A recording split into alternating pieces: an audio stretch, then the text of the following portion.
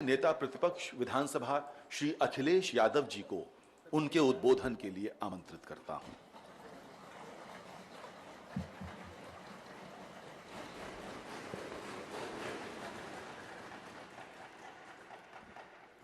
मैं सबसे पहले दुनिया के सबसे बड़े लोकतंत्र के लोकसभा में स्पीकर आदरणीय ओम बिरला जी, मैं उनका सबसे पहले धन्यवाद और आभार प्रकट करता हूं कि आप उत्तर प्रदेश की विधानसभा में आदरणीय स्पीकर साहब और सरकार के एक नई योजना के कार्यक्रम में शामिल हो रहे हैं, जहां उत्तर प्रदेश की ये सबसे बड़ी विधानसभा है।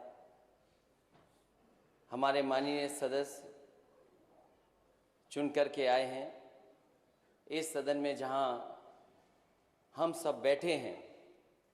और जब मैंने पहली तस्वीर इसकी देखी सदन की, तो मुझे लगा कि कोई आईटी सेंटर का उद्घाटन होने जा रहा है।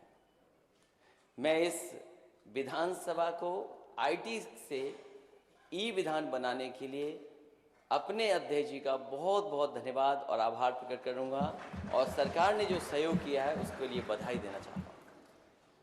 जैसा जानकारी मिली है कि इसके माध्यम से सब जानकारी सदस्यों को मिल जाएगी और इसका प्रशिक्षण भी होगा। प्रशिक्षण के माध्यम से हम सब सीख भी लेंगे। जो नए सदस्य हमें दिखाई दे रहे हैं या बहुत सारे ऐसे सदस्य दिखाई दे रहे हैं जो टेक्नोलॉजी से परिचित हैं, लेकिन बहुत सारे माननीय सदस्य ऐसे भी हो सकते हैं जो टेक्नोलॉजी पहली बार देख रहे हों। मैं अध्यक्ष जी से निवेदन करूंगा कि जहां आप पेपरलेस कर रहे हैं, वर्चुअल हमारी विधानसभा शुरू होने जा रही है, वहां हमारे जो पुराने सदस्य हैं उनकी हार्ड कॉपी तो रहेगी।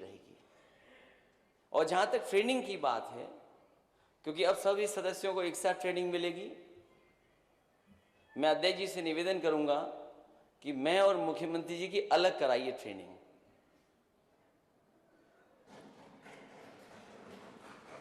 क्योंकि पता नहीं हम लोग जानेंगे चीजें कि नहीं जानेंगे। इसलिए अगर ट्रेनिंग से पूरा होकर के आएंगे तो इस टेक्नोलॉजी को समझ सकेंगे। और मुझे खुशी है कि सरकार इस तरफ ध्यान दे रही है कि जो आईटी का जितना भी इस्तेमाल करेंगे उतना ही ट्रांसपेरेंसी बढ़ेगी। मुझे याद है जो पुराने स्पीकर थे हमारे, उन्होंने भी शुरुआत की थी कि विधानसभा में जो हमारी लाइब्रेरी है उसको ई लाइब्रेरी बनाया जाए, कैसे नेटवर्किंग हो सके, जो हम आपस में कंप्यूटर से जुड़ सकें। और आज एक कदम और आगे जा रहे हैं, जहां टेक्नोलॉजी मिलती रहेगी या टेक्नोलॉजी का बढ़ावा देंगे उतना ही हमारे काम करने में आसानी रहेगी। पूरा का पूरा एक जगह जानकारी मिलना। मुझे याद है कि जिस समय मैं डायल 100 योजना का शुरुआत कर रहा था, उस समय बहुत सारे लोग उस टेक्नोलॉजी को इंट्रोड्यूस नहीं होने देना चाहते थे, कारण कुछ भी हो। जब फाइल देखी गई तो उसमें बहुत बड़ी नोट लिखी हुई थी कि इस टेक्नोलॉजी के हो जाने से ये होगा।